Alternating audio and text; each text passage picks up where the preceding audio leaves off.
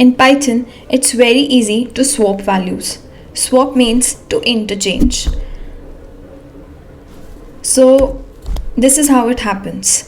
If A is storing a value 21, B a variable is storing the value 42, and now you want to interchange these values. So you want that A should store the value 42, which now B has, and B should store the value 21, which A has. So you just have to do A comma B equals to B comma A. So whatever the value is in B, assign it to A. Whatever the value is on A, assign it to B. This is how the equation works, and this is how the swapping is done in Python.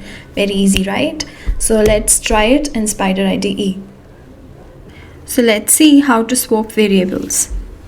So over here in our Spider IDE, I'm declaring two variables, age and name, and assigning them values like 21, and let the name be John.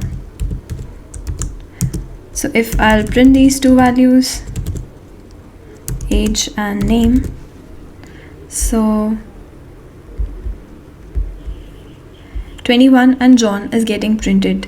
To show you with more clarity, let me just print age once and then name once. I'm pressing F5 and 21 and John is getting printed. Now if I have to swap these variables, what I'll do is just to age I want to store the value of name, and to name I should store the value of age.